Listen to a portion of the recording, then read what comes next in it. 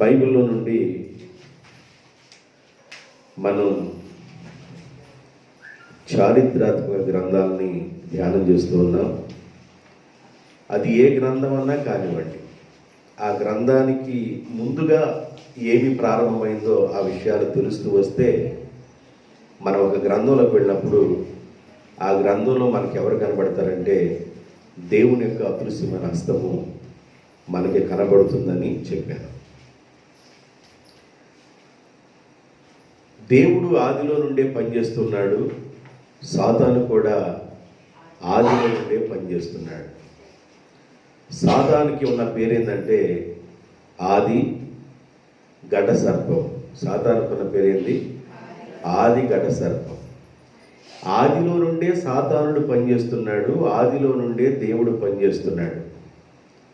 సాతానుడు పనిచేయడానికి ముఖ్యమైన కారణం ఏంటంటే లోకరక్షకుడు ఈ భూమి మీదకి రాకూడదు. వాడి విధానం ఏంటంటే లోకరక్షకుడు ఈ భూమి మీదకి రాకూడదని వాడు కొందరిని ఆవరించి వాడి వశం చేసుకొని కొందరిని అలాగా ఆ వశములకి తీసుకెళ్ళినట్లుగా కొన్ని విషయాలు నేను మీకు చెప్పాను. అవమ్మ దేవుని యొక్క మహిమ బలమును కోల్పోయిన తర్వాత ఆ మాట వినకుండా ఉన్నందువలన వచ్చిన లోటుపాట్లు ఏందో అర్థమైన తర్వాత అవ్వ ఆదాము పశ్చాత్తాపడిన వారై దేవుని శక్తి గమనించిన వారై ఏదేను తోట నుండి బయటకు వచ్చిన తర్వాత వారికి బిడ్డలు కలిగిన తర్వాత ఆ బిడ్డలకు విశ్వాసాన్ని నూరిపోశారు వారు అని చెప్పాను. విశ్వాసాన్ని నూరిపోశారు కనుకే ఏబేలు గురించి ఏమి రాయబడిందంటే ఏబేలు విశ్వాసముతో శ్రేష్టమైన బలిని దేవునికి అర్పించాడని. ఏబేలుకి విశ్వాసం ఎక్కడి నుండి వచ్చింది? తల్లిదండ్రులే నేర్పించారు. కయ్యూను దేవుని మాట వినలేదు, విశ్వాసం లేడు. కయ్యూనుని సాతాను వశపరుచుకున్నట్లుగా మనం చూస్తున్నాం. ఆ తర్వాత అవము గురించి మాట్లాడుతూ లేఖనంలో అది నిన్ను మడిమి మీద, అది అనే పదానికి రాయబడింది ఆయన. ఆయన అనగా ప్రభు అయిన యేసుక్రీస్తు. ప్రభు అయిన యేసుక్రీస్తు ఈ భూమి మీదకి రాకూడదని శతకోటి ప్రయత్నాలు ఆదిలో నుండే అపవాది చేసుకుంటా వచ్చాడు. అయితే దేవుడు ఒక జనరేషన్ తర్వాత ఒక జనరేషన్ని ఏర్పాటు చేసుకుంటూ వస్తున్నాడు. ఆయన ఏబేలు ఏర్పాటు చేసుకున్నాడు. ఏబేలు చనిపోయాడు. ఏబేలు కోసం ఏడ్చింది వాళ్ళ తల్లి, అంగలార్చింది. ఏడ్చి ఆమె ఏమి ప్రార్థన చేసుకుందంటే విశ్వాసముతో చనిపోయిన ఏబేలునకు ప్రతిగా మరలా నాకు ఒక మగబిడ్డని దయచేయ్యా అని ప్రార్థన చేసుకుంది. దేవుడు ప్రేమించి షేతునిచ్చాడని, షేతులో నుండి ఏనోషు వచ్చాడని, అట్లాగా వాళ్ళ వంశములో నుండి ఇలాగా నోవాహు యొక్క జనరేషన్ దగ్గరికి వచ్చేసరికి నోవాహును దేవుడు ఏర్పాటు చేసుకున్నాడని, నోవాహుకున్న 3 పిల్లల్లో కూడా ఆ 3 పిల్లలను ఏర్పాటు చేసుకోలేదు, షేముని ఏర్పాటు చేసుకున్నాడని, షేము యొక్క వంశపు వృక్షములో నుండి అబ్రహాము బయటకు వచ్చాడని. అంటే దేవుడు ఒక్కొక్కరిని ఒక్కొక్క సంతానంలో నుండి ఏర్పాటు చేసుకుంటూ వస్తున్నాడు. అబ్రహాములో నుండి దేవుడు ఇస్సాకుని ఏర్పాటు చేసుకున్నాడు.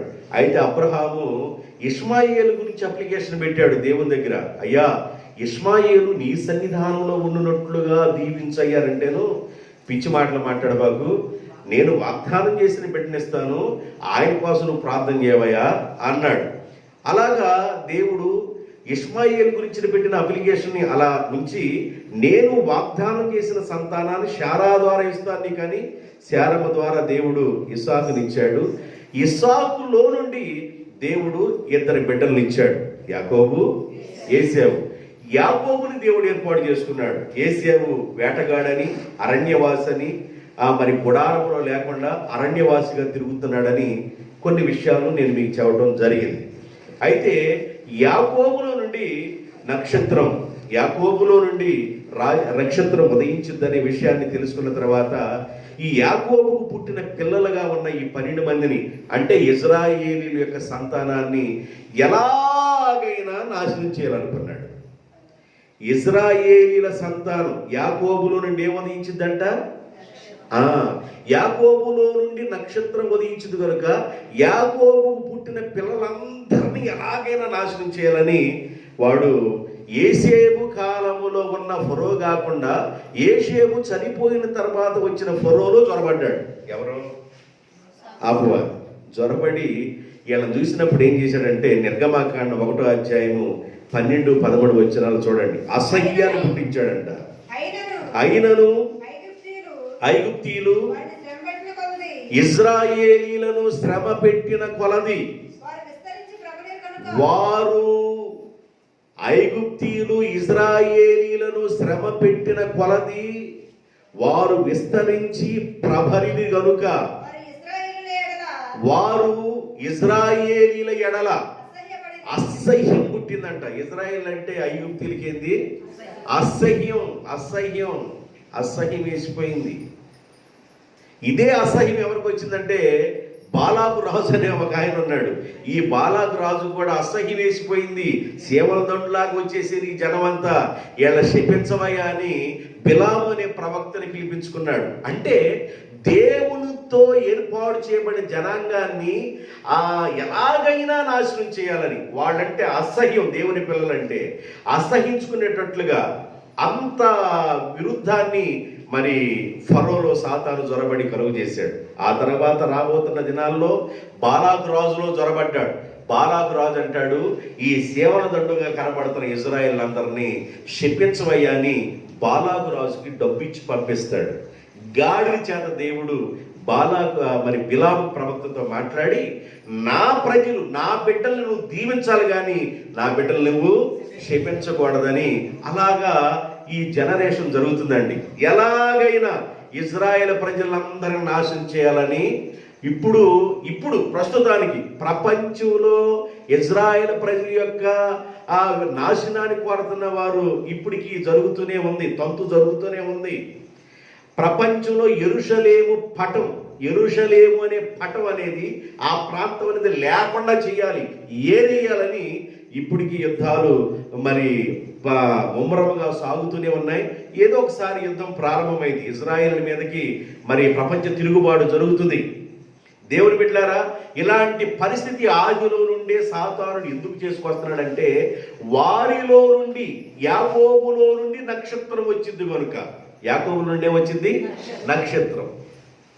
ఆ నక్షత్రం అంటే ప్రభు అయిన యేసుక్రీస్తు వస్తాడు కనుక అసలుకి ఆడనే లేకుండా చేద్దామని వాడు ప్రయత్నం ఆదిలో నుండే చేసుకుంటూ వస్తున్నాడు. అయితే దేవుడు ఇజ్రాయేలీల యొక్క సంతానంలో యోధా గోత్రాన్ని ఏర్పాటు చేసుకున్నాడు. దేవునికి స్తోత్రం. యోధా గోత్రం ఏర్పాటు చేసుకున్నాడని సాతానికి అర్థమైపోయింది. దేవుడు ఏ గోత్రాన్ని కోరుకున్నాడని అర్థమైపోయింది. యోధా గోత్రాన్ని కోరుకున్నాడని అర్థమైపోయింది. యోధా గోత్రంలో దేవుడు దావీదు వంశమును కోరుకున్నాడు. యోధా గోత్రంలో ఎవరిని కోరుకున్నాడు? ఇప్పుడు మనం పాఠంలో కాస్త ముందుకు కొనసాగుదాం. పోయినసారి చెప్పిన మాటల్ని మీకు గుర్తు చేశాను. ఇప్పుడు సెకండ్ సెక్షన్లోకి మనం వెళదాం. బైబిల్లో నుండి 2 సమూయేలు గ్రంథం 7వ అధ్యాయం 2 సమూయేలు గ్రంథం 7వ అధ్యాయము 12, 13, 14, 15 వచనాల వరకు చదవచ్చు. అమ్మా, నీ దినములు సంపూర్ణమగునప్పుడు ప్రవక్తను పంపించి చెప్పిస్తున్నాడు. నీవు నీ పితరులతో కూడా నిద్రించిన తరువాత నీ గర్భములో నుండి వచ్చిన నీ సంతతిని హెచ్చించి రాజ్యమును అతనికి స్థిరపరిచెదను. అతడు నా నామ ఘనత కొరకు ఒక మందిరమును కట్టించి అతని రాజ్య సింహాసనమును నేను నిత్యముగా స్థిరపరిచెదను. నేను అతనికి తండ్రినయ్యుందును, అతడు నాకు కుమారుడయ్యుండును. నరుల దండముతోను మనుషులకు తగులు దెబ్బలతోను గాని నేను స్థాపించుటకై నేను కొట్టివేసిన సౌలుకు నా కృప దూరమైనట్లు దావీదుకి నా కృప దూరము చేయను. చాలా ఈ చదవబడిన వాక్య భాగంలో దావీదు భక్తులతో మాట్లాడుతున్న మాట ఏంటంటే, నీ గర్భంలో నుండి వచ్చిన నీ సంతానాన్ని నేను హెచ్చించి రాజ్యమును స్థిరపరిచెదను. రాజ్యమును స్థిరపరిచెదను. దావీదు ఏ గోత్రం? దావీదు యోధా గోత్రం. ఆది కాండంలో యాకోబు దీవించాడు 49వ అధ్యాయంలో 10వ వచనంలో 9-10 వచనాల్లో. దీని కరెక్షన్ వాక్యం, యోధ కొదమ సింహము, నా కుమారుడా సింహము వలెను. 9వ వచనం యోధ కొదమ సింహము. అక్కడ ఏం చెప్పాడంటే, యోధ కొదమ సింహము లాగా ఉంటాడు. యోధ కొదమ సింహము. యోధాలో నుండి దేవుడు ఎవరిని ఏర్పాటు చేసుకున్నాడంటే దావీదుని ఏర్పాటు చేసుకున్నాడు. అమ్మ అర్థమవుతుందా? అమ్మ సుజ్ఞానం అమ్మ అర్థమవుతుందా? యోధాలో నుండి దేవుడు ఎవరిని ఏర్పాటు చేసుకున్నాడు? యోధాలో నుండి దేవుడు దావీదుని ఏర్పాటు చేసుకున్నాడు. యోధాలో చాలా ఉన్నాయి కానీ వంశాలు. దావీదుని దేవుడు, దావీదు వంశాన్ని దేవుడు ఏర్పాటు చేసుకున్నాడు. దావీదుతో దేవుడు అంటాడు, ఇదిగో నీ సంతానాన్ని నేను హెచ్చిస్తాను, రాజ్యము నీ సంతానానికి స్థిరపరుస్తాను, సౌలుకు నా కృప దూరం చేసినట్లుగా నీకు నా కృప దూరము చేయను అన్నాడు దేవుడు. దేవుడు ఎప్పుడైతే అన్నాడో సాతాను ఆ నేత్రం ఎవరి మీదకి వెళ్ళిపోయింది? దావీదు వంశం మీదకి వెళ్ళిపోయింది. ఎలాగైనా దేవుని కుమారుడు యేసు క్రీస్తు ఈ భూమి మీదకి రాకూడదని సాతాను ఆదిలో నుండే వాడు పనిచేస్తూనే వచ్చాడు. ఆదిలో నుండి వాడు పనిచేస్తూ దేవుని ఏర్పాటులో ఉన్న వాళ్ళని పడగొడుతూ, దేవుని ప్రణాళికలో ఉన్న వాళ్ళని పడగొడుతూ, దేవుని చిత్తంలో ఉన్న వాళ్ళని పడగొడుతూ, దేవుడు ఏర్పాటు చేసుకున్న వాళ్ళని ఎలాగైనా నాశనం చేయాలని ఆదిలో నుండే వాడు పనిచేస్తా ఉన్నాడు. అందుకని ఇశ్రాయేల్ అందరంటే అసహ్యాన్ని పుట్టించాడంట ఐగుప్తీయులకి. ఇశ్రాయేల్ అందరంటే బాలాకు రాజు చంపాలి అనుకున్నాడు. బాలాకు రాజు ఇశ్రాయేల్ అసలు లేకుండా చేయాలనుకున్నాడు. ఇజ్రాయేలీలు అసలు లేకుండా పోవాలి. ఎందుకంటే ఇజ్రాయేల్ నుండి అంటే ఇజ్రాయేల్ అంటే యాకోబు నుండి ఏమొస్తుంది? నక్షత్రం వస్తుంది. ఇప్పుడు యోధాలో నుండి ఏమొస్తుంది? రాజదండం వస్తుంది. కనుక దావీదు వంశాన్ని ఏర్పాటు చేసుకున్నాడు దేవుడు. ఇలాగా దావీదులో నుండి దేవుడు మరి బిడ్డల్ని పుట్టిస్తా ఉన్నాడు. దావీదు నందు సొలొమోను, సొలొమోను నందు రెహబాము, రెహబాము నందు అబియా, అబియా అందు ఆసా, ఆసా యందు యెహోషాపాతు, యెహోషాపాతు నందు యెహోరాము. అక్కడ ఆగుదాం. మీకు అర్థమైందా? అంటే కొన్ని జనరేషన్లు ముందుకు వెళుతున్నాను నేను, ఎందుకంటే అందరి గురించి చెప్పుకుంటూ వెళ్ళిపోతే చాలా టైం అయిపోతుంది. అందుకని దాటుకుంటూ వెళుతున్నాను. దేవుడు దావీదు కుమారుడైన సొలొమోనుని ఏర్పాటు చేసుకున్నాడు. సొలొమోను కుమారుడైన రెహబాముని ఏర్పాటు చేసుకున్నాడు. రెహబాము కుమారుడైన అబియాని ఏర్పాటు చేసుకున్నాడు. అబియా కుమారుడైన ఆసాని ఏర్పాటు చేసుకున్నాడు. ఆసా కుమారుడైన యెహోషాపాతుని ఏర్పాటు చేసుకున్నాడు. యెహోషాపాతు దగ్గర నుండి యెహోరాముని ఏర్పాటు చేసుకున్నాడు. అక్కడ ఆగండి. ఇప్పుడు కొన్ని జనరేషన్ దాటి నేను ముందుకు వచ్చాను. యెహోరాము ఎలాంటి వాడైపోయాడంటే దుర్మార్గుడు అయిపోయాడు. యెహోరాము ఎలాంటి వాడైపోయాడు? దుర్మార్గుడు. యెహోరామే దుర్మార్గుడు అంటే ఆడ భార్య దుర్మార్గంలో దుర్మార్గం. ఆమె 4 ఆకులు ఎక్కువ తింది. ఎవరు? యెహోరాము భార్య అయిన అతల్య. యెహోరాము భార్య అయిన అతల్య 4 ఆకులు ఎక్కువ తింది. యెహోరాము దుర్మార్గుడిగా ఉండి జబ్బుపడి యెహోరాము పెందల కాడ వెళ్ళిపోతాడు. పరదేశుల పాట వాళ్ళకి పాడేశారు. యెహోరాము చనిపోయాడు. యెహోరాము చనిపోయిన తర్వాత యెహోరాముకి అతలియాకి పుట్టిన కుమారుడైన అహజ్యా ఉన్నాడు. ఈ అహజ్యా కూడా దుర్మార్గంగా ప్రవర్తించాడు. ఎట్లాగంటే వాళ్ళ తల్లి అంట అహజ్యాకి ట్రైనింగ్ ఇచ్చిందంట. ఏం చేసింది చెప్పండి? తల్లి ఏం చేసింది? ట్రైనింగ్ ఇచ్చింది. ఇప్పుడు మీకు ట్రైనింగేగా, ట్రైనింగ్ ఇచ్చింది. ఏమని ట్రైనింగ్ ఇచ్చిందో ఒకసారి చూడండి. 2వ దినవృత్తాంతాల గ్రంథం 22వ అధ్యాయము 1, 2, 3 వచనాలు.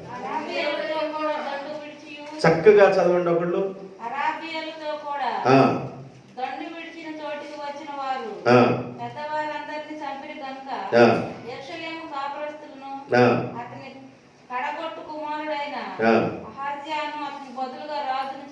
అహజ్యాను రాజుగా చేసిరి. ఈ ప్రకారము యోధారాజైన యెహోరాము కుమారుడైన అహజ్యా రాజ్యము పొందెను. అహజ్యా ఏలనారంభించినప్పుడు 42 సంవత్సరాల వాడై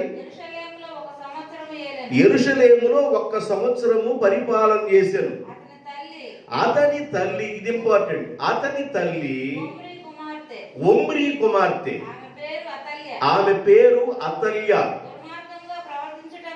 దుర్మార్గంగా ప్రవర్తించుటకు అతని తల్లి అహజ్యాకి పలక బలపం ఇచ్చి నేర్పాను. ఏం చేసిందంట? భర్త ఎట్లా చనిపోయాడు? అతలియా భర్త యెహోరాము ఎలా చనిపోయాడు? దుర్మార్గంలో ఉండి జబ్బుతోనే చనిపోయాడు. దుర్మార్గంగా ప్రవర్తించి చనిపోయినప్పుడు అతలియా కాస్త మేలుకొని బిడ్డగా ఉన్న అహజ్యాని జాగ్రత్తగా పెంచుకోవాలా?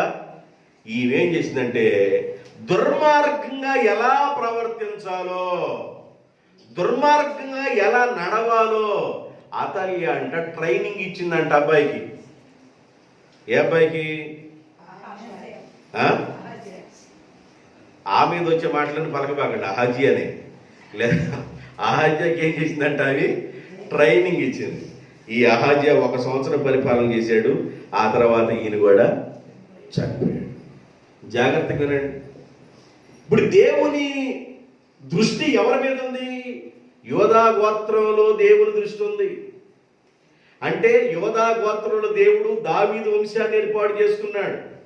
దావీదు వంశంలో నుండి వస్తా ఉన్నారు సొలొమోను, రెహబాము, అబియా, ఆసా, యెహోషాపాతు, యెహోరాము, అహజ్యా ఇలాగ వస్తున్నారు. అయితే యెహోరాము అనేవాడి దగ్గరికి రాగలే ఆయన చాలా దుర్మార్గంగా ప్రవర్తించడం ప్రారంభించాడు. అంటే ఆయన మైండ్ సెట్ మొత్తం చెడిపోయింది, దుర్మార్గంగా ప్రవర్తించాడు. అతల్యా అంటే యెహోరాము భార్యగా ఉన్న అతల్యా జన్మనిచ్చింది అహజ్యాకి. అహజ్యాని ఎలా పెంచింది తల్లి అంటే దుర్మార్గుడిగా పెంచింది. ఎలా పెంచిందంట? దుర్మార్గుడిగా పెంచింది, దుష్టుడిగా పెంచింది. అలాగా కొద్ది కాలం తర్వాత ఈ అహజ్యా చనిపోతాడు. చనిపోయిన తర్వాత సాతాను యొక్క ప్లాన్ ఉందిగా. ఇప్పుడు జాగ్రత్తగా, ఇప్పుడు దేవుణ్ణి సాతాను గుర్తుపెట్టుకుంటూ ఉండాలి మీరు. సాతాను యొక్క ప్లాన్ ఉందిగా. ఇప్పుడు సాతాను ఎవరిని ఆవరించిందంటే అతల్యాని ఆవరించింది. ఎవరినంట? అతల్యాని సాతాను ఆవరించింది. ఆవరించి ఇప్పుడు నా యజమాని చనిపోయాడు, ఇటు చూస్తే కుమారుడు చనిపోయాడు, కాబట్టి ఇక ఈ సింహాసనం మీద ఎవరు కూర్చోకూడదో, నేనే రాణిగా ఉండాలా, మరి నా తర్వాత వచ్చేవాళ్ళు ఇక వాళ్ళు ఉండకూడదని రాజకుమారులుగా ఎవరైతే ఉన్నారో తర్వాత రాబోయే జనరేషన్లో రాజకుమారుల మొత్తాన్ని లేపిచేసింది. ఎవరు? ఇక ఎవరు ఉండకూడదు, నేనే ఉండాలా.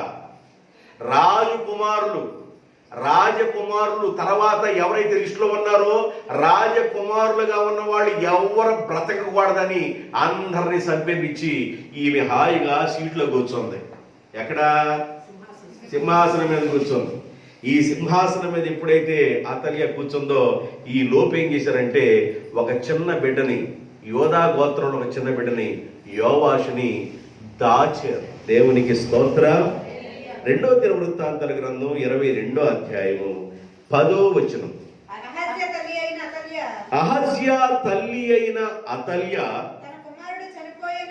తన కుమారుడు చనిపోయినని వినినప్పుడు ఆమె లేచి యోదావారి సంబంధులకు రాజవంశంలో ఎవరెవరైతే ఉన్నారో వాళ్ళందరినీ చంపేపించింది.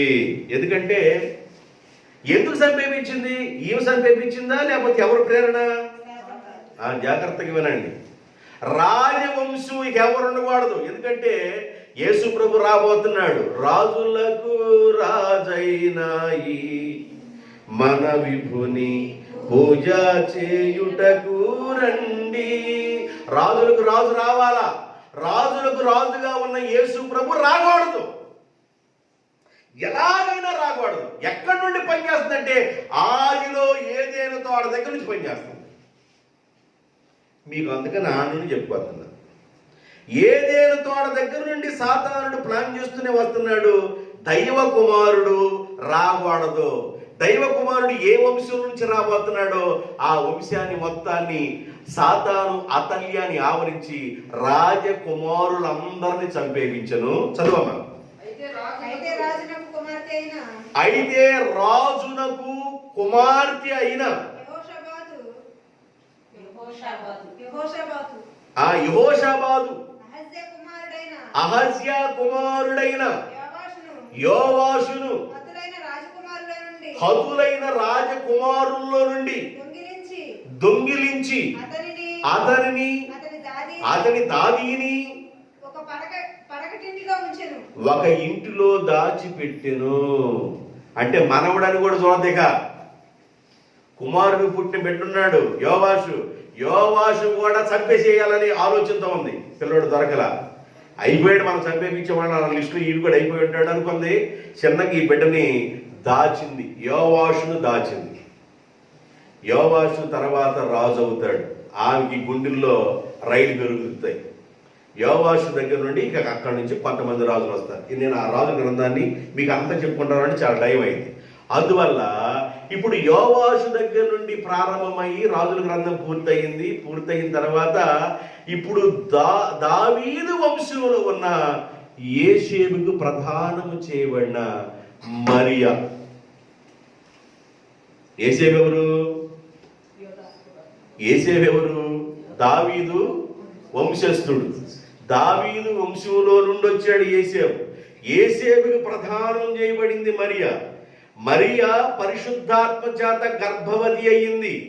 గబ్రియేలు దూత వచ్చేసి, మరియా నీవు పరిశుద్ధాత్మ ద్వారా గర్భవతి అయ్యావు, నీవు దేవుని యొక్క కృప పొందావు, దయాప్రాప్తురాలా, నీకు శుభము అని ఎప్పుడైతే దేవదూత చెప్పిందో సాతాను ప్రవేశించేశాడు. ఓరి నాయనో, ఇక మామూలు లేదు. నేను యాడ్ నుంచి ఆట ఆడుకుంటూ వస్తున్నాను. నేను తోట దగ్గర నుంచి నేను ఆట ఆడుకుంటూ వస్తే ఎన్ని ఆటలాడినా కూడా దేవుడు తన బిడ్డలను తను కాపాడుకుంటూనే వస్తున్నాడు. దేవుడు తన బిడ్డలను తాను కాపాడుకుంటూనే వస్తున్నాడు. ఎలాగైనా నేను నాశనం చేయాలని ప్రయత్నం చేసుకుంటానే వస్తున్నాను. అయితే చాలా పవిత్రమైన వ్యక్తి మరియమ్మ, చాలా పరిశుద్ధుడు యేసేబు. పరిశుద్ధులు వాళ్ళు, పవిత్రత కలిగిన వారు. మరియమ్మ మంచి ప్రార్థనాపరురాలు. అందుకని దేవుడు తన దూతను పంపించి మరియమ్మ గర్భాన్ని తెరిచి పరిశుద్ధాత్మ ద్వారా జనించే కుమారుడు జన్మనివ్వాలనే విషయాన్ని దేవదూత ద్వారా బోధించినప్పుడు యేసేబు యొక్క మైండ్ని సాతాను డిస్టర్బ్ చేసింది. యేసేబు, నీవు పరిశుద్ధుడు కదా, నీవు నీతిమంతుడు కదా, నీకు ప్రదానం చేయబడిన మరియా వివాహం కాకుండానే గర్భవతి అయింది. లోకులందరూ ఏమనుకుంటారు నిన్ను చూసి? లోకులందరూ హేళన చేస్తారు కదా అని సాతాను మైండ్ సెట్ని గలిబిలి గందరగోళం చేస్తూ ఉంటే దేవుడు నిద్రపోతున్న యేసేబు దగ్గర తన దూతను పంపించి ఆ విషయాన్ని తెలియపరిచాడు. దేవునికి స్తోత్రం. ఓ యేసేబు, నీకు ప్రధానము చేయబడిన మరియా ఆమె పరిశుద్ధాత్మ ద్వారా గర్భవతి అయింది. ఆమెని విడనాడొద్దు, ఆమెను చేర్చుకొనడానికి భయపడొద్దు, దేవుడు కృప ఆమె పొందిందని యేసాకు చెప్పిన తర్వాత గలిబిలిమైండు, గందరగోళమైండు, మొత్తం పోయి అయ్యా దేవా నా భార్య నేను హత్తుకుంటానయ్యా అని ఆమెను హత్తుకొని మరి అక్కడి నుండి ఇక తర్వాత జనాభా లెక్కల్లోకి వాళ్ళు ముందుకు వెళ్ళినట్లుగా మనం దేవుని యొక్క వాక్యాన్ని చూడగలుగుతున్నాం. అలాగా మరియమ్మ గర్భంలో నుండి యేసు ప్రభు బయటకు వచ్చాడు. దేవునికి స్తోత్రం. యేసు ప్రభు బయటకు వచ్చినప్పుడు తూర్పు దిక్కున నక్షత్రము ఉదయించెను. దేవుడు ఎవరితో చెప్పాడు? యాకోబుతో చెప్పాడు. యాకోబు నుండి ఏమొస్తుంది? నక్షత్రం. యోధా గోత్రం నుండి వచ్చింది రాజదండము. ఇప్పుడు యేసేపు ఏ గోత్రంలో ఉన్నవాడు? దావీదు గోత్రం. దావీదు గోత్రం ఏ గోత్రంలో ఉంది? యోధా గోత్రంలో. కాబట్టి యోధా గోత్రం నుండి రాజదండం వస్తుంది. ఇప్పుడు ఆ బిడ్డ పుట్టిన వెంటనే తూర్పు దిక్కున నక్షత్రం ఉదయించింది. ఆ నక్షత్రాన్ని చూసి జ్ఞానులు, తూర్పు దేశపు జ్ఞానులు ప్రయాణమై 1 year దాదాపుగా ప్రయాణం చేసి ఆ నక్షత్రాన్ని చూసుకొని ఎక్కడికి వచ్చారయ్యా అంటే, ఎక్కడికి వచ్చారు? ఏ రోజు రాజు ఎక్కడున్నాడు? యెరూషలేములో ఉన్న హేరోదు రాజు దగ్గరికి వచ్చారు. వచ్చి అయ్యా యూదుల రాజుగా పుట్టినవాడు ఎక్కడున్నాడు? యూదుల రాజు పుట్టటమా?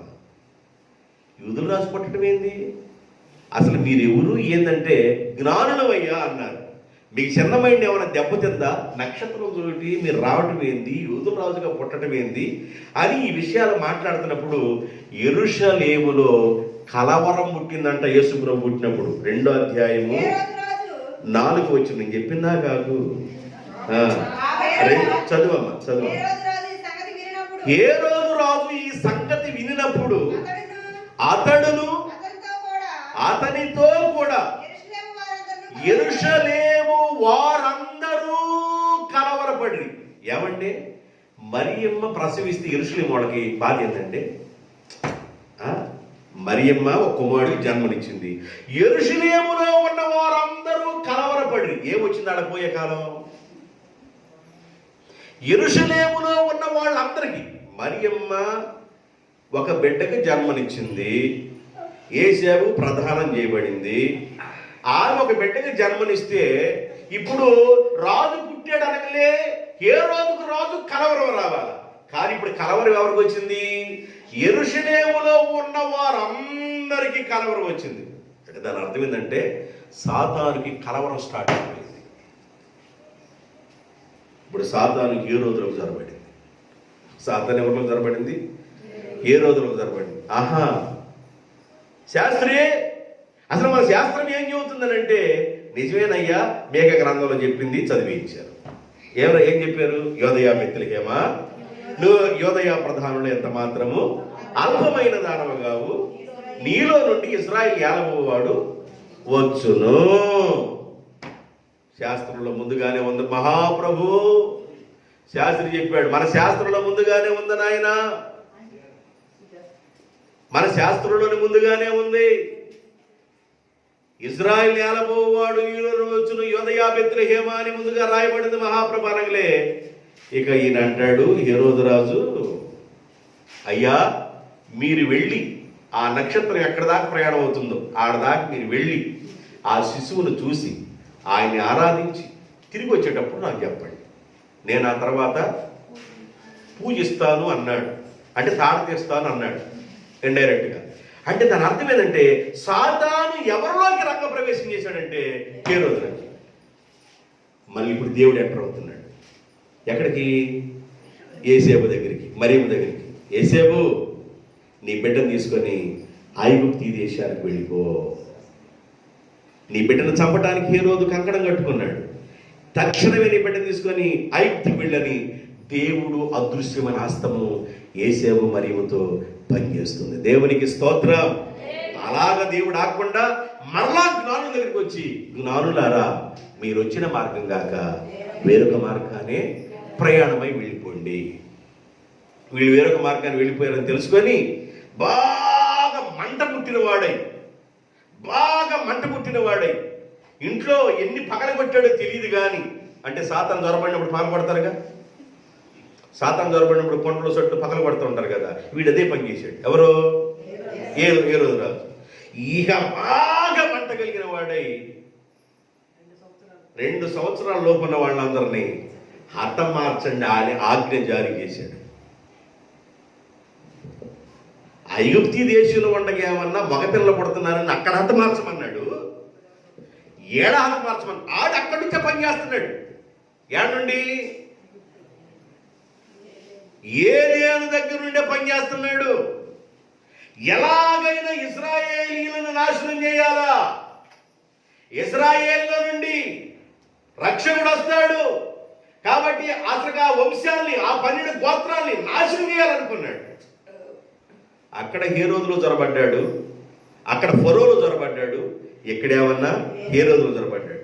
ఇంకో చోటికి వెళ్తే బాలాకు రాజులో జొరబడ్డాడు. ఇలాగ వాడు జొరపడుతూ పనిచేస్తూనే వచ్చాడు. నేను ఎస్తేరు గ్రంథాన్ని చెప్పబోతున్నా. ఎస్తేరు గ్రంథానికి ముందుగా మీకు ఉపోద్ఘాతమే చెబుతున్నా. దేవునికి స్తోత్రం, హల్లెలూయా. అర్థమైందా? అర్థమవుతుందా? వెళ్ళిపోతుందా? కాబట్టి ఇలాగ దేవుని యొక్క అదృశ్యమైన హస్తం పనిచేస్తూ మరి యేసు ప్రధానం చెప్పిన మరియకు యేసు ప్రభు జన్మనివ్వడం జరిగింది. యేసు ప్రభు పెరిగి అలాగా పెద్దడవుతున్నాడు. దేవునికి స్తోత్రం. ఎందుకు యేసు ప్రభు ఈ భూమి మీదకి వచ్చాడు అని పౌలు గారు అన్నారంటే, కాలము పరిపూర్ణమైనప్పుడు, మీకు ఫస్ట్లో చెప్పాను, కాలము పరిపూర్ణమైనప్పుడు దేవుడు తన కుమారుణ్ణి పంపెను. యోహాను గారు అన్నారు మొదటి యోహానులో, ఎందుకు వచ్చాడంటే అపవాది క్రియలను లయము చేయనట్లుగా దైవ కుమారుడు ప్రత్యక్షమాయను. దేవునికి స్తోత్రం. యేసు ప్రభు ఈ భూమి మీదకి ఎందుకు వచ్చాడు అంటే అపవాది యొక్క క్రియలు లైవ్ చేయాలని యేసు ప్రభు ఈ భూమి మీదకి రావడం జరిగింది. యేసు ప్రభుకి మరి జన్మనిచ్చిన తల్లి మరి యేసేపు గారు, అలాగా వాళ్ళు ఒక కుటుంబంగా ఎదుగుతున్నారు. దాన్ని అలాగా ఒక పక్కన ఉంచండి. ఇప్పుడు ఎస్తేరు గ్రంథంలోకి ప్రవేశిద్దాం. ఎస్తేరు గ్రంథంలోకి వెళదాం. ఎస్తేరు గ్రంథంలోకి వెళదాం. మొదటి అధ్యాయము, ఎస్తేరు గ్రంథం మొదటి అధ్యాయం, మొదటి వచనం. అహష్వేరోషు రాజు దినములలో జరిగిన చర్యల వివరము. అంతవరకు ఆగండి. అహష్వేరోషు రాజు దినములలో జరిగిన చర్యల వివరములు. అహష్వేరోషు రాజు దినములలో జరిగిన చర్యల వివరములు. ఆయన ఏ సంవత్సరంలో రాజుగా వచ్చాడంటే క్రీస్తుకు పూర్వం 486-85 సంవత్సరాల మధ్యలో రాజుగా వచ్చాడు. ఎవరు? అహష్వేరోషు రాజుగారు క్రీస్తుకు పూర్వం 485-86 మధ్యలో రాజు అయ్యాడు. అహష్వేరోషు రాజు. ఈ అహష్వేరోషు రాజు రాజవటానికి ముందుగా 86-85 మధ్యలో వాళ్ళ నాన్న చనిపోయాడు. అహష్వేరోషు యొక్క నాన్నగారు చనిపోయాడు. అహష్వేరోషు రాజు యొక్క దినములలో జరిగిన చర్యలు, పనులు అన్నాడు. అహష్వేరోషు రాజుగా కాకమునుపు వాళ్ళ నాన్నగారు 485-86 సంవత్సరాల మధ్యలో వాళ్ళ నాన్నగారు చనిపోయాడు. అహష్వేరోషు రాజు గారి యొక్క తండ్రి ఎవరో? అహష్వేరోషు రాజు యొక్క తండ్రి ఎవరు? ఒకసారి హగ్గై గ్రంథంలోకి వెళ్ళండి.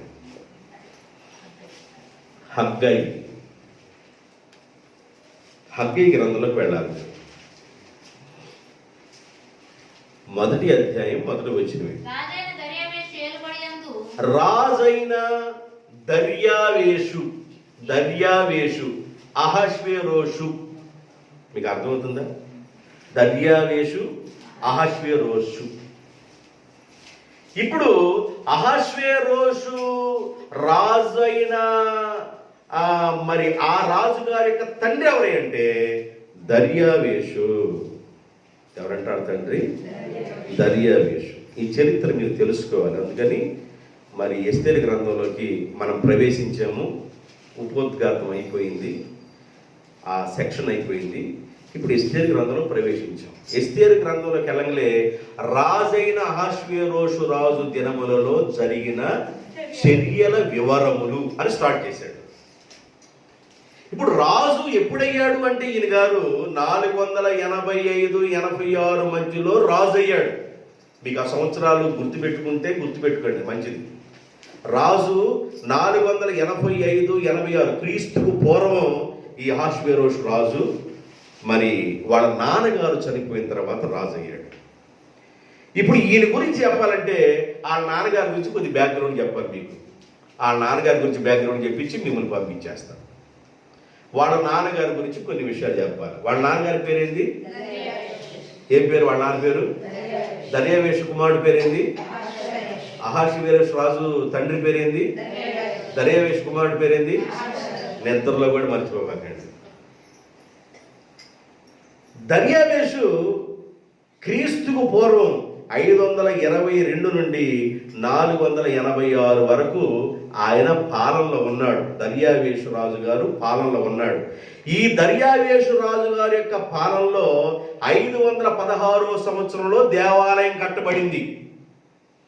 దర్యావేషు రాజు గారి యొక్క పాలనలో 516వ సంవత్సరంలో యెరూషలేము దేవాలయం కట్టబడింది. ఎవరో పిలుపుని బట్టి, రాజైన కోరేషు యొక్క పిలుపుని బట్టి దర్యావేషు రాజు కాలంలో దేవాలయం 516లో కట్టబడింది.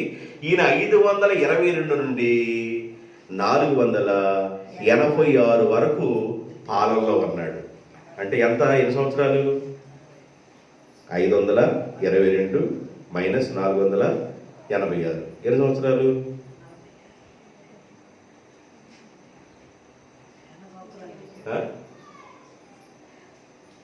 522 మైనస్ 400 ఎన్ని సంవత్సరాలు? క్యాలిక్యులేటర్ కూడా లేదా?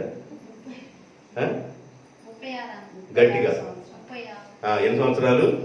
36. గుర్తుపెట్టుకోండి. ఎన్ని సంవత్సరాలు ఉన్నాడు ఈయన? 36 సంవత్సరాలు దర్యావేషు రాజుగా ఉండి 36 సంవత్సరం తర్వాత చనిపోయాడు. అంటే ఆయన చనిపోయేటప్పుడు 486-85 మధ్యలో క్రీస్తుకు పూర్వం ఆయన చనిపోయాడు. ఆయన చనిపోయిన తర్వాత రాజ్య భారం ఇప్పుడు ఎవరి మీదకి వచ్చేసిందంటే అహష్వేరోషు రాజు గారి మీదకి వచ్చింది. అహష్వేరోషు రాజు గురించి చెప్పడానికి ముందుగా దర్యావేషు రాజు గారి గురించి మీకు చెప్పాలి. దర్యావేషు రాజు గారి కంటే ముందుగా దర్యావేషు ఈ రాజు ఎవరంటే పారసీక రాజు. ఏ రాజు అంట? పారసీక రాజు. పారసీక ప్రాంతం అన్నారే, ఈ పారసీక ప్రాంతం ఏడ నుండి ఏడ వరకు ఉంది. బైబిల్లో ఇక్కడ రాయబడి ఉంది ఎస్తేరు గ్రంథంలో. హిందూ దేశము మొదలుకొని, ఇంగ్లీష్లో ఏముంటదంటే ఇండియా మొదలుకొని అని ఉంటది. హిందూ దేశము మొదలుకొని కూషు దేశం వరకు. నేను ఇక్కడ మీకు ఎందుకు మ్యాప్ వేసుకొచ్చాను అంటే పని పాటలాగా వేసుకురాలా, మీకు అర్థం కావాలని తీసుకొచ్చా. ఆయా మ్యాప్లు ఏర్పాటు చేసుకుని తీసుకొచ్చాను.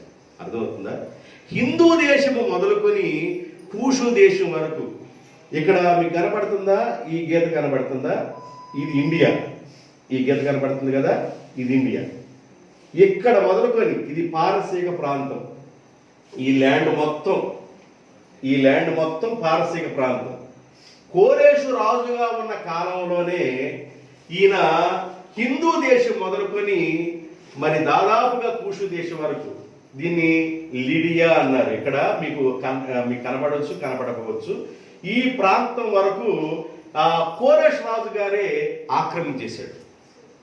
రాజైన కోరేషు గారే ఆక్రమించాడు. ఇక దర్యావేషు వచ్చిన తర్వాత పెద్ద విషయం ఏం చేయలే.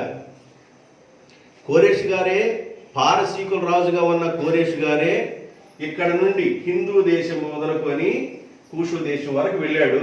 అయితే ఈ ప్రాంతం లిడియా అని ఈ ప్రాంతం కింద ఏపీసీ అనే ప్రాంతం కూడా ఉంది. ఏ ప్రాంతం ఉంది? ఏపీసీ అనే ప్రాంతం ఉంది. ఇదంతా ఏ ల్యాండ్ లో ఉందంటే అయోనియా అనే ల్యాండ్ లో ఉంది. ఏ ల్యాండ్ లో ఉంది? అందుకని మ్యాప్ తీసుకున్నాను అనమాట. అయోనియా. ఈ అయోనియా ప్రాంతంలో ఎవరున్నారంటే గ్రీసు దేశస్థులు ఉన్నారు. ఎవరున్నారంట? గ్రీసు దేశస్థులు ఉన్న ల్యాండ్ ఇది అయోనియా. పైన మాసిదోనియా. పైన ఏంటి? మాసిదోనియా. ఇప్పుడు ఎఫెసీ ప్రాంతం మనకి బైబిల్లో ఎఫెసీ కనబడుతుంది కదా. పౌలు గారు ప్రయాణం చేశాడు ఎఫెసీ ప్రాంతానికి. ఈ ఎఫెసీ ప్రాంతం, ఈ లిడియా ప్రాంతం అయోనియా ప్రాంతంలో ఉంది. ఈ కోరేష్ రాజు గారు ఈ ప్రాంతం అంతా ఆక్రమించారు. కోరేష్ రాజు గారు తర్వాత మధ్యలో ఇద్దరు రాజులు ఉన్నారు. ఆ తర్వాత దర్యావేషు 4వ వాడికి వచ్చాడు. 5వ వాడు అహాష్వేరోషు. గుర్తుపెట్టుకోవాలి. మధ్యలో ఇద్దరు పేర్లు మీకు ఇప్పుడు వద్దులే, తర్వాత టైం వచ్చి చెబుతా. దర్యావేషు 4వ వాడు. కోరేషు తర్వాత దర్యావేషు 4వ వాడు. ఈయన వచ్చిన తర్వాత కొంతకాలం పరిపాలన జరుగుతుంది. ఈ జరుగుతున్న ఈ ప్రాంతంలో ఇప్పుడు మీరు ఇక్కడ చూడండి, ఇక్కడ ఎఫెసీ కనబడుతుంది. ఇక్కడ ఎఫెసీ కింద ఏముంది? మిలేతు. ఇదంతా ఎక్కడుందంటే అయోనియా అనే ప్రాంతంలో ఉంది. అయోనియా. ఈ అయోనియాని ఈ ఆక్రమించి పారసీకుల రాజుగా ఉన్న కోరేష్ గారు ఆక్రమించిన తర్వాత అక్కడ అరిస్టాగరస్ అనే ఒక రాజుని అక్కడ పెట్టాడు. ఆయన అరిస్టాగరస్. అయోనియా రాజు ఎవరంటే అరిస్టాగరస్. అయోనియా రాజు ఎవరంటే అరిస్టాగరస్. మీకు ఎవరు చెప్పరో జాగ్రత్తగా ఎక్కించుకోండి. అరిస్టాగరస్. ఏం పేరు చెప్పండి? మళ్ళీ అనండి. ఇంటికి మర్చిపోండి. అరిస్టాగరస్. అయోనియా ప్రాంతం. అయోనియలో తిరుగుబాటు అని తర్వాత వచ్చిందిలే. ఈ అయోనియా ప్రాంతాన్ని అరిస్టాగరస్ పరిపాలన చేస్తామన్నాడు. ఈ అరిస్టాగరస్ పరిపాలన చేస్తూ ఈయనకి ఏమొచ్చిందంటే ఆలోచన, మనము ఈ పారసీకుల రాజుగారి కిందే ఎంతకాలం మనం ఉంటాము, మన ప్రాంతాన్ని మనం ఏలుకుందాము, మన ప్రాంతాన్ని మనమే ఉంచుకుందాము, మన ప్రాంతాన్ని మనమే ప్రజాస్వామ్య పాలనగా ఉంచుకుందామని అరిస్టాగరస్ కి ఒక ఆలోచన వచ్చింది. పారసీకుల రాజు కింద ఉండకుండా ఆ రాజుగారి కింద ఎంతకాలం ఉంటాం, పారసీకుల యొక్క పాలన కింద ఎంతకాలం ఉంటాం అని ఈ అరిస్టాగరస్ ఏం చేశాడంటే తిరుగుబాటు చేశాడు. ఎవరి దినాల్లో జరిగింది ఇది? కోరేష్ రాజు గారి దినంలో జరిగింది.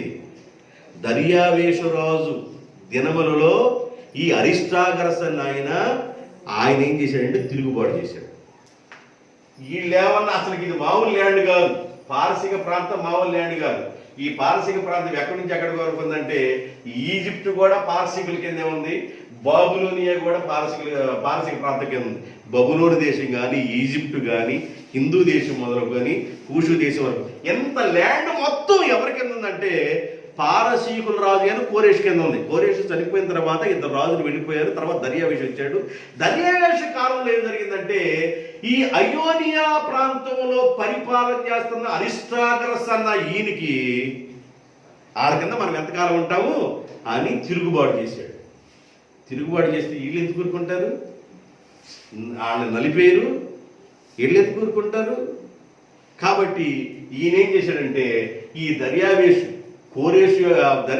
పారసీక ప్రాంతాన్ని జయించాలంటే మా వల్ల కాదని ఈయన ఏం చేశాడంటే పరిగెత్తి ఎక్కడి నుంచి ఇక్కడ ఉంది ఏదది అయోనియా అనే ప్రాంతం. ఇక్కడ మెలేతు ఎఫెసీ ఉంది. అక్కడ ఎఫెసీ అని కింద చిన్న అక్షరం కనబడుతుంది. ఇది కొంచెం పెద్దగా చేయబడిన మ్యాప్ అనమాట. అందుకని రెండో మ్యాప్. ఇక్కడ ఎఫెసీ ఉంది.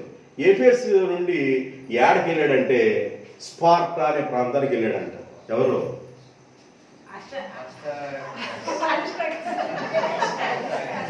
ఎవరు వెళ్ళింది? అరిస్టాగరస్. ఎవరు వెళ్ళింది? ఎక్కడికి వెళ్ళాడు? స్పార్టా. ఈ స్పార్టా ఎక్కడుందంటే గ్రీసు దేశంలో ఉంది. స్పార్టా అనే ల్యాండ్ ఇదిగో ఇక్కడ ఏమన్నా మనకి చాలా దగ్గరగా కనబడుతుంది, గ్రీసు అని, ఇక్కడ అయోనియా అని చాలా దగ్గర కనబడుతుంది. దాన్ని మ్యాప్ని పెద్దగా చేస్తే ఈయన ఇక్కడ నుండి ఈ అయోనియా ప్రాంతం నుండి స్పార్టా అనే ప్రాంతానికి వెళ్ళి, ఇదిగో పారసీకుల రాజు మా మీదకి వస్తున్నారు, మీ సహాయం మాకు కావాలి, మీ సహాయం చేయండి అని అడిగితే, మేము ఇంత దూరం నుండి ప్రయాణం వచ్చి మేము మీకు సహాయం చేయలేము, ఏమనుకోబాకండి, మేము రావన్నాడు. స్పార్టా అనే ప్రాంతంలోనంట ఒక్కొక్క యోధుడు 100 మంది సమాధానం చెబుతాడంట. ఒక్కొక్క యోధుడు, అదే షేర్ ఖాన్ అంటారు చూసేవా, మీకు అర్థమైపోయింది. ఒక్కొక్క యోధుడు ఒకడు కాదు 100 మందిని పంపించి ఒకసారి అంటాడే అట్టగా ఒక్కొక్కడు 100 మందికి సమాధానం చెప్పగలడు ఈ స్పార్టా ఉన్న ప్రాంతంలో. ఈ అరిస్టాగరస్ ఏం చేశాడంటే, ఈ స్పార్టా అనే ప్రాంతంలో ఉన్నాడు, ఒక్కొక్కడు 100 మందికి సమాధానం చెప్పగలడు కనుక వీడు కానీ సహాయం చేయగలిగితే ఆ పారసీకుల రాజు దగ్గర నుండి నేను విడుదల పొందవచ్చు అనే కోణంలో ఈయన పరిగెత్తుకుని వీళ్ళ దగ్గరికి వెళ్ళాడు. మేము రాలేమన్నారు స్పార్టా వాడు. అసలు ఎందుకు గెలుపుకోవటం? అరిస్టాగరస్ గెలుపుకోవడం ఎందుకు? అరిస్టాగరస్ ఎవరిని గెలుపుకున్నాడు?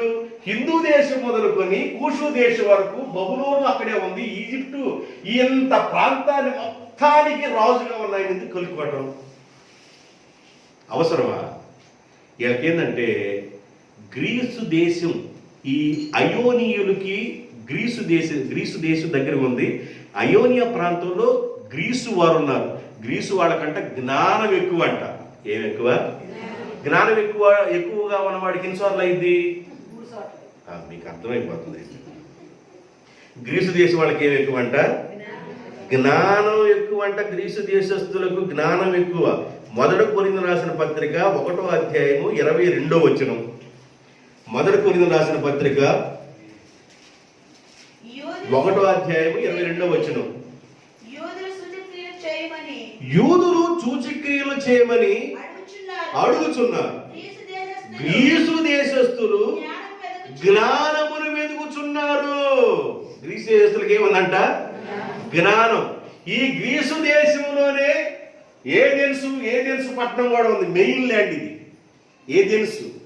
ఏథెన్సు పట్టణం కూడా మెయిన్ ల్యాండ్ గ్రీసు దేశంలోనే ఉంది. ఇది మొత్తం, ఈ పార్ట్ మొత్తం గ్రీసు దేశంలో ఉంది.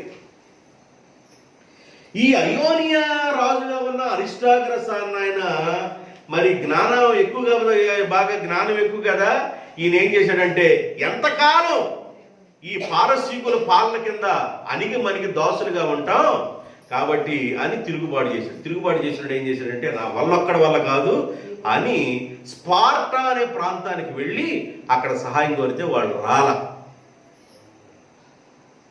స్పార్టా అనే ప్రాంతానికి వెళ్ళి సహాయం కోరితే రాల.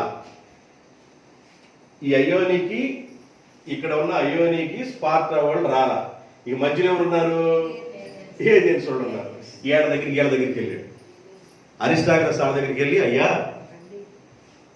నా మీదకి పలానా వాళ్ళు వస్తున్నారు, మీ సహాయం కావాలంటే ఏథెన్స్ వాడంట ఈ అయోనియులకి యుద్ధ నౌకలు పంపించి సహాయముగా కొంతమందిని సైనికులు పంపించి పారసీకుల మీదకి వెళ్ళాడు తిరుగుబాటు చేయడానికి. ఈ తిరుగుబాటులో ఓడిపోయారు. ఎవరు? అయోనియులు ఓడిపోయారు. చిత్తుగా ఓడించారు. పారసీకులు మామూలు కాదు కదా, చిత్తుగా ఓడించారు. ఇది ఎవరి కాలంలో జరిగింది? దర్యావేషు రాజు కాలంలో జరిగింది. కోరేషు రాజు దినములలో జరిగిన చర్యల వివరములు, ఆ చర్యల వివరం చెప్పడానికి ముందుగా వాళ్ళ నాన్నగారి గురించి చెప్పాలి మీకు. వాళ్ళ నాన్నగారి గురించి చెబితే ఆ తర్వాత ఈ ఎస్తేరు గ్రంథంలో ఏం జరుగుతుందో తర్వాత మీకు అర్థమైంది.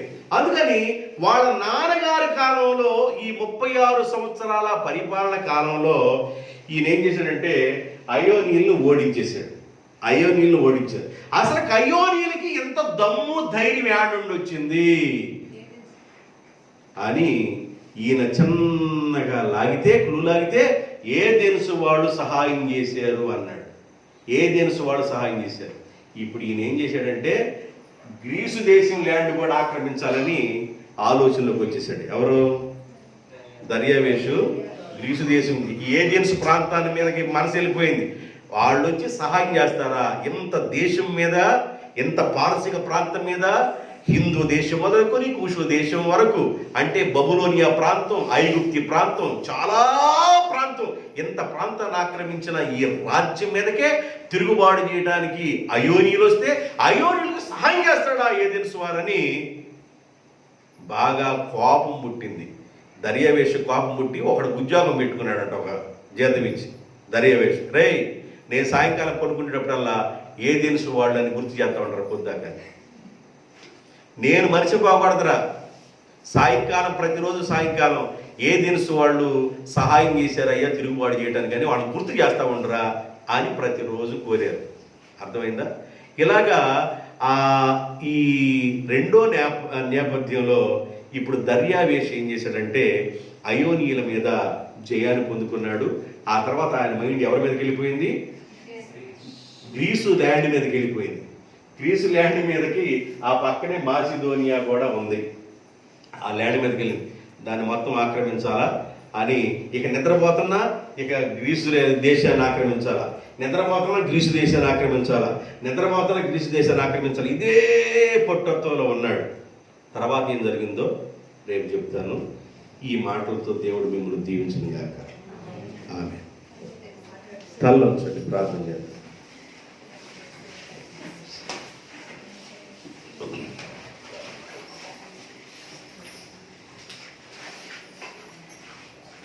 మహాపరిశుద్ధుడు అయిన తండ్రి, ప్రేమ కలిగిన మా ప్రభువా యేసయ్య, మీకు వందనాలు, స్తుతులు, స్తోత్రాలు తండ్రి. మేము ఒక గ్రంథాన్ని ధ్యానం చేయడానికి ముందుగా, దానికంటే ముందుగా ఆదిలో నుండే ఏమి జరుగుతుందో, యోధా ప్రజల్ని ఎలా నాశనం చేయాలని కంకణం సాతాను కట్టుకున్నాడో, దేవుడు ఆ ప్రజల్ని ఎలా రక్షిస్తున్నాడో, ఎంతవరకు చాలా విషయాలు మీ బిడ్డలు విన్నారు. ఎస్తేరు గ్రంథ ప్రవేశంలో రాజైన అహష్వేరోషు రాజు దినములలో జరిగిన చర్యలు, వివరములు మేము కొన్ని మాటలు వింటున్నాం. వాళ్ళ నాన్నగారి కాలంలో ఏం జరిగిందో కొంచెం క్లుప్తంగా విన్నాం. సవిస్తారంగా రేపు వినటానికి కృప దయచేయమని, వినుబుద్ధిని దయచేయమని, ఆసక్తిని దయచేయమని మీ బిడ్డల్ని, కుటుంబాలను దీవిస్తూ యేసు నామములో ప్రార్థిస్తున్నాను తండ్రి.